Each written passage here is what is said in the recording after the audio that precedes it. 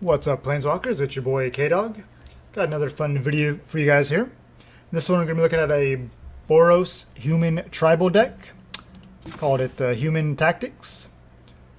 And it's centered around two cards in particular. Both of them heroes.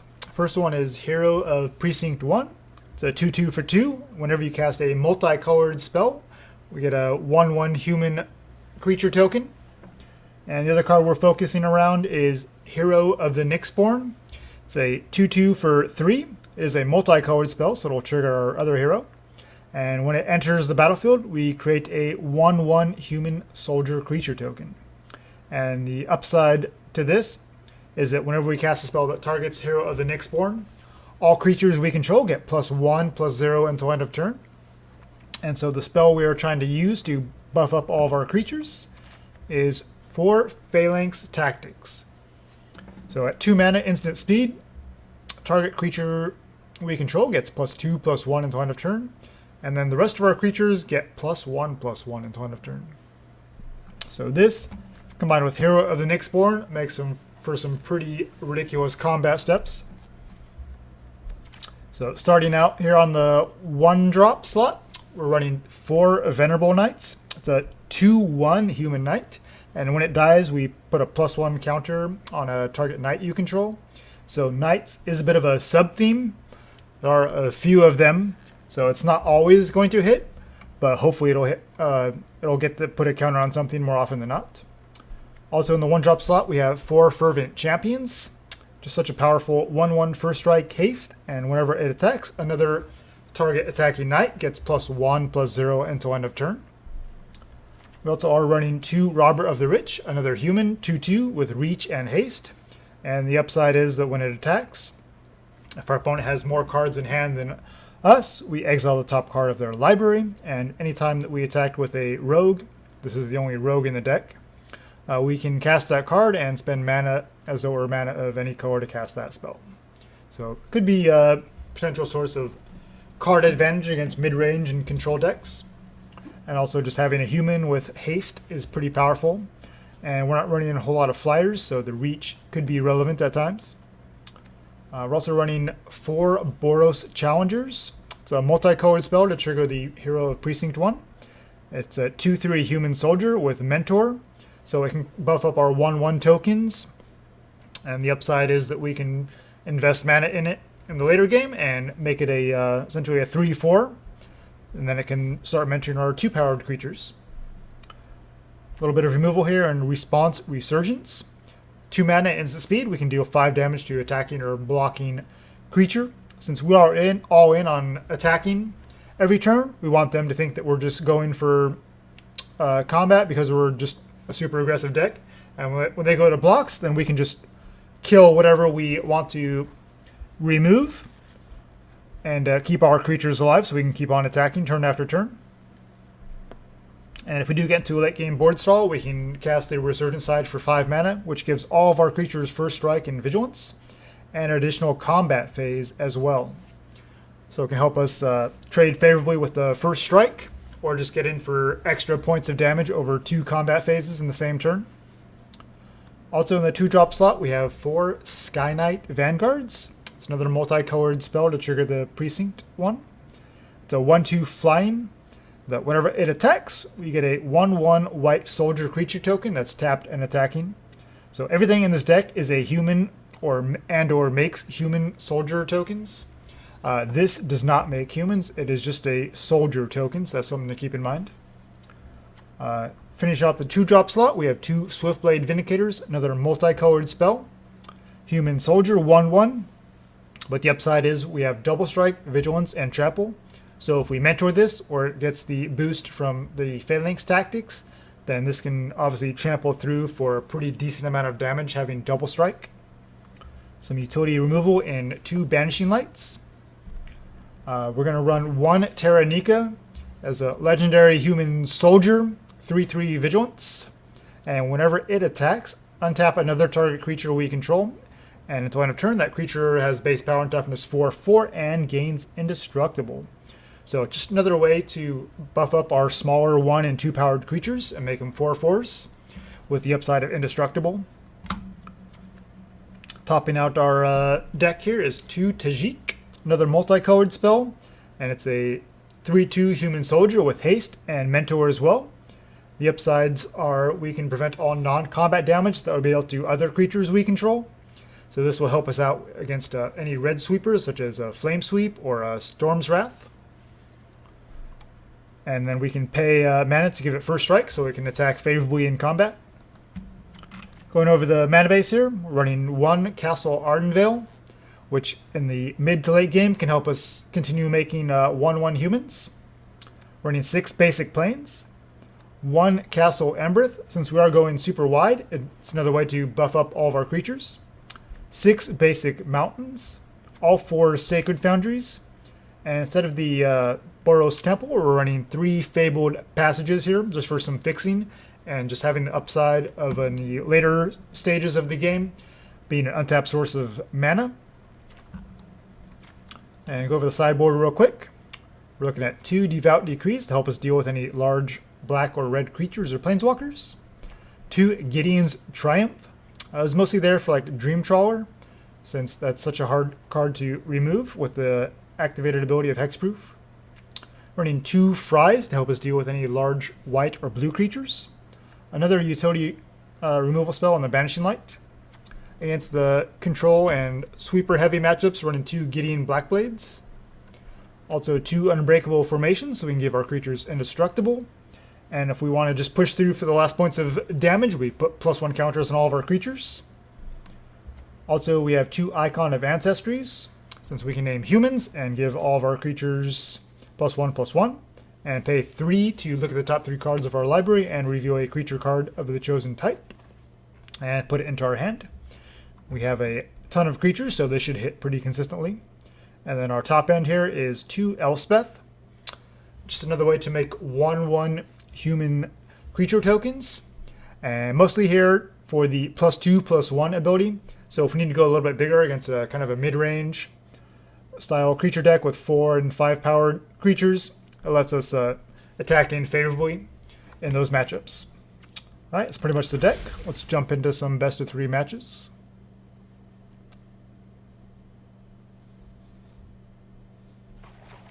There we go.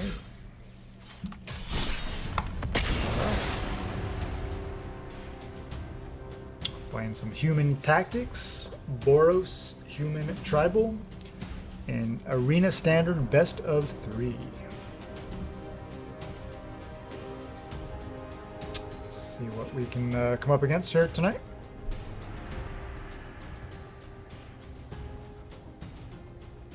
I hope you guys are having a wonderful day wherever you're at.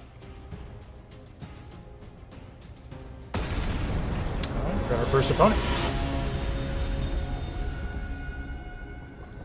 Up against Whistly 22. Alright, looks like we'll be on the draw.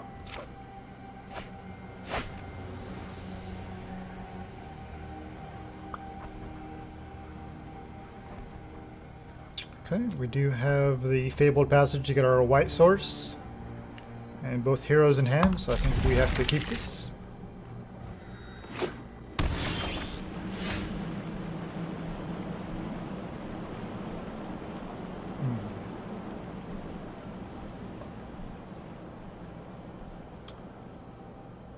It's blue-white. I'm not sure what that is. Could be creatures, could be control.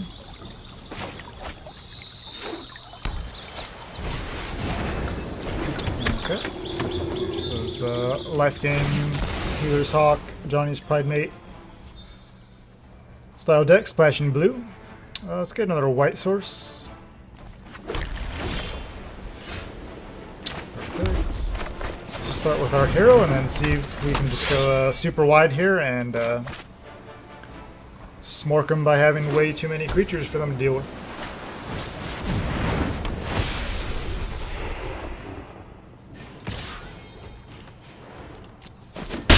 Our opponent's being aggressive here, attacking in.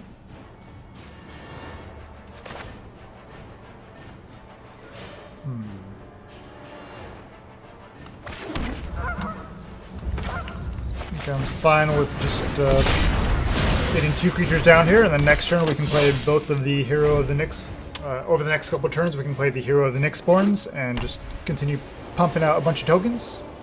And if we draw into Phalanx Tactics, then we should be in good shape. Okay, Deputy of the Attention certainly punishes here.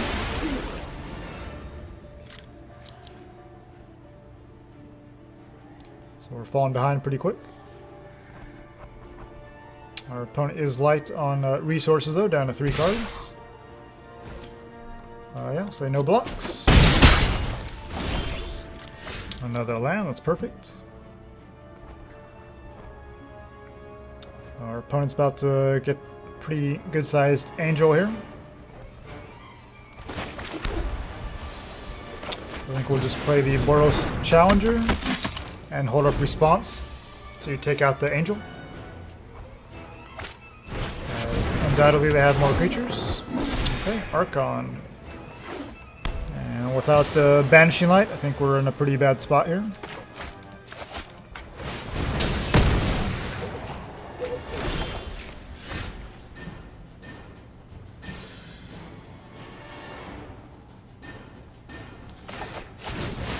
Get our hero down, make a token. Say go. And we'll see how many enchantments our opponent has. Gaining a ton of life over there, so I think we're pretty much out of it at this point. Yeah, pretty powerful start. The Deputy of the Attention came down just at the right time. Alright, so what do we want in this matchup?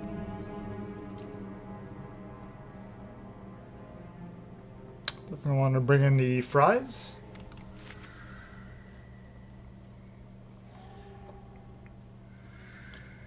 Elspeth is tempting. I feel like the Swiftblade Vindicator is pretty conditional. So I think we'll let that go. The Robber can at least chump block the flyers. I don't know how relevant that is, but we'll leave it in there for now. Khajiit feels a little weak. I think we'll want to try to buff up our creatures with Elspeth.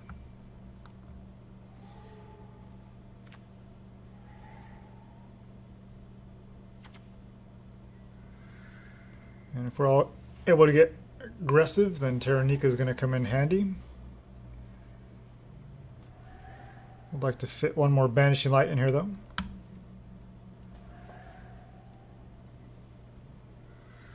Maybe the Vanguard can trim one of those. We'll try it like that. Okay, opponent got off to a pretty sweet start there. But now it's our turn to go first.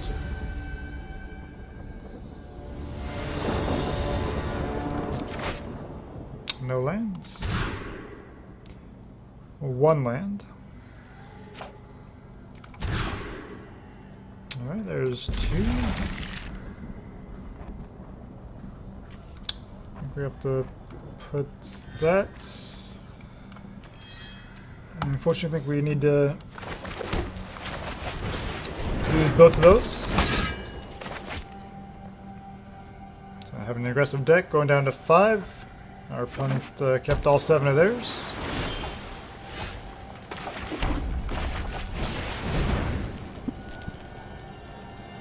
Okay, our opponent has something here for 1. Spectral Sailor, perhaps? No? Opt? Yep, Sailor? Sure.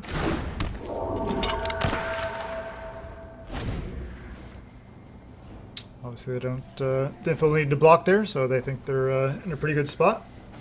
And judging by our hand, I would say that's the case.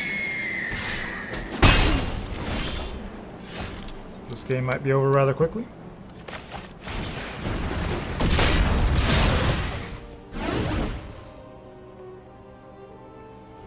Fervent Champion can at least buff up the Venerable Knights. They can easily trade with it for the Healer's Hawk. If they do, we do get a counter on the Fervent Champion, so that's nice. And if we draw a land, we can play our Hero of the Nyxborn and get a couple tokens down. And we'll hold up the fry for their larger creatures. All the Healer's Hawks and the Spectral Sailor. Alright, there's a land. So yeah, I think we'll get this down first, and we'll attack all, and see if they want to chump or trade, or just let it through.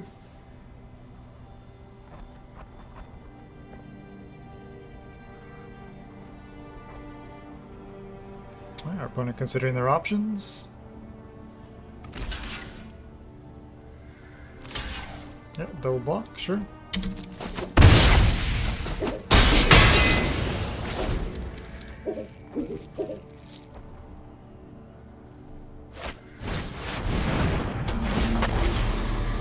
Once again with the Deputy. So that means our Fervent Champion will come back as a 1/1, no longer has the counter on it.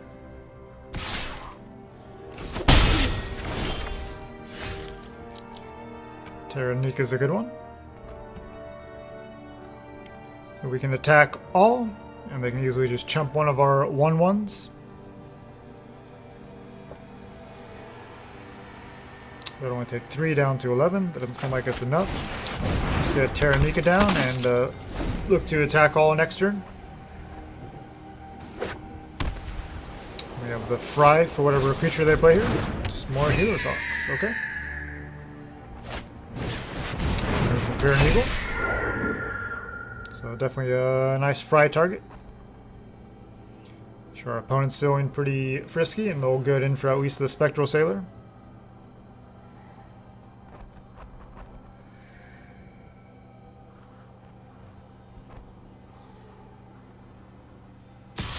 Yep. Robber of the Rich. Okay, could be useful later on. Let's go and do this before combat.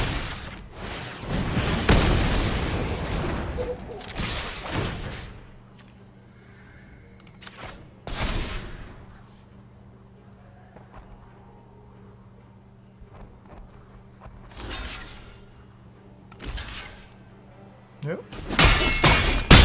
Hit with 1/1, takes 7, gain 1, back to 8. So we do have a nice haste creature we can get down potentially next turn. Okay.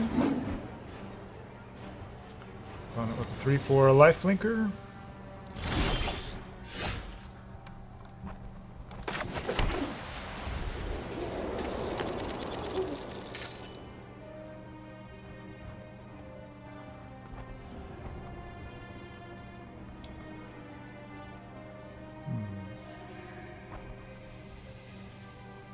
I mean, this Archon of Sun's Grace is going to put in a lot of work for them.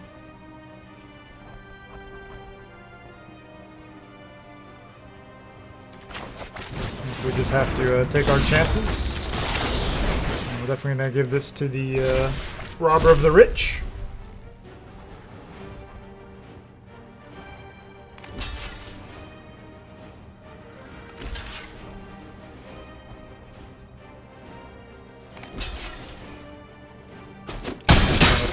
Sailor, take the 4 from Indestructible, still gain 3 from the Archon. Now we're down to a couple of 2/2s. Meanwhile, they can gain 3 life every turn.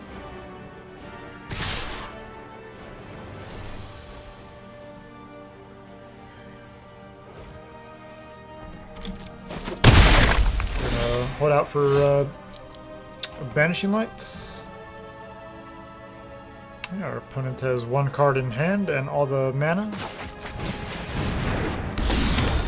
sure what they're holding on to. Maybe another land.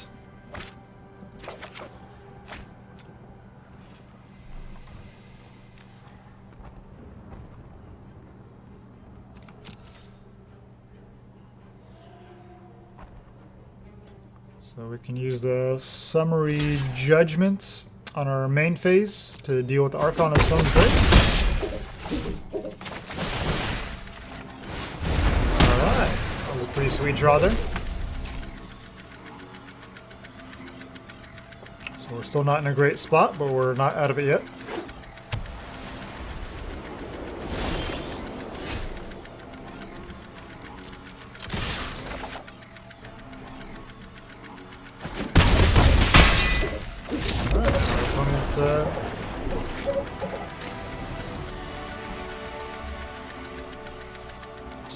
packs it in there.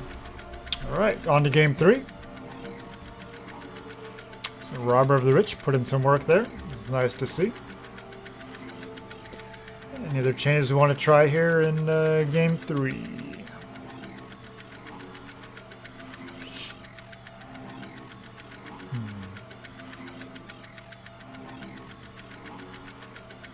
Gideon could be nice. There's another 4/4.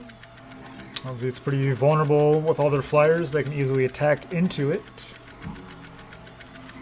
But maybe it's just necessary to get another powerful body on board.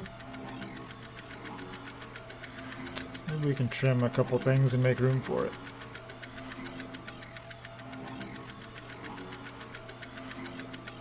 If we need ways of dealing with their larger creatures, the Archon of Sun's Grace in particular.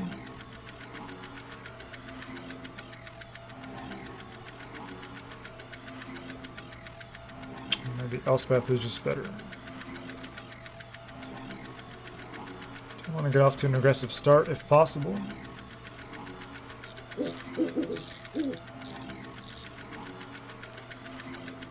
We'll just trim one of each and hope for the best here.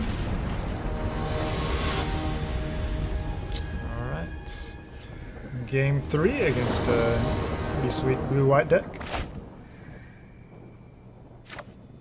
Alright. Well, if we had a basic plains, this would be perfect.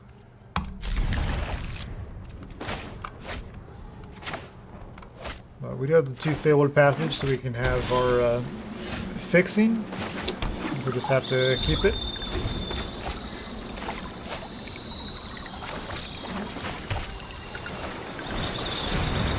Pride Mix. We'll get a white source here so we can get down our worthy Venerable Knight, excuse me. Sky Knight Vanguard. We need to make sure we have red next turn. Now that we've got our plains, the Castle Arndale can come in untapped. I'll definitely take this trade if they want to try to attack. Yeah, opponent's saving it so they can get some counters. Definitely not in a good spot here.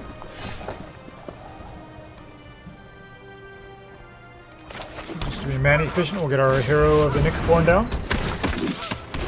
See how wide we can get. I don't picture them blocking here. Yep. So we want to try to race them. Opponent curving out.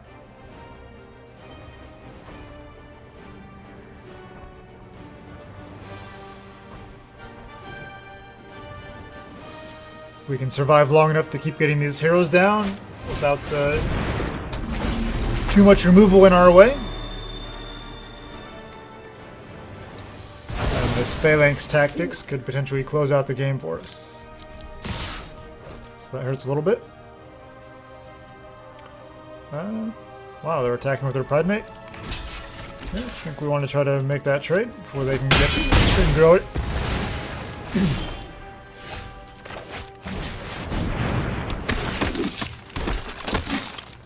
No attacks. Alright. So we can just hang on a couple more turns. We can go pretty wide.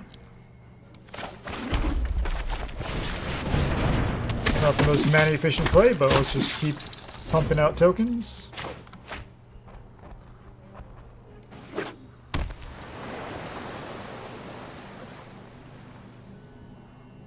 Like the Sky Knight plus Phalanx Tactics next turn. And then we can hold up Elspeth for the following.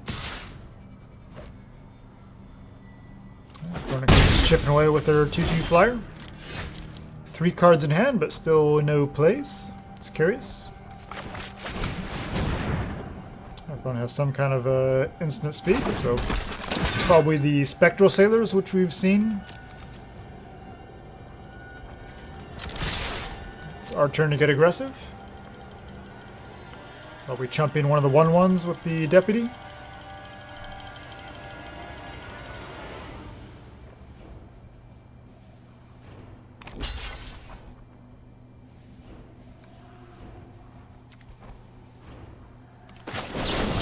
target the unblocked one. So we'll get the boost on the other hero to kill the deputy, and all of our 1/1s will get bigger as well. Wow, our opponent holding up negate. Okay, we still don't lose anything. And we do get the target trigger. So now we're in a pretty good spot. So not as much damage as it could have been, but our opponent giving us a good game. Okay.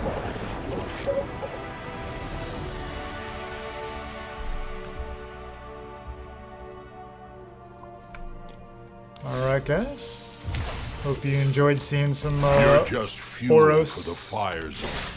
Boros Human Tribal in action.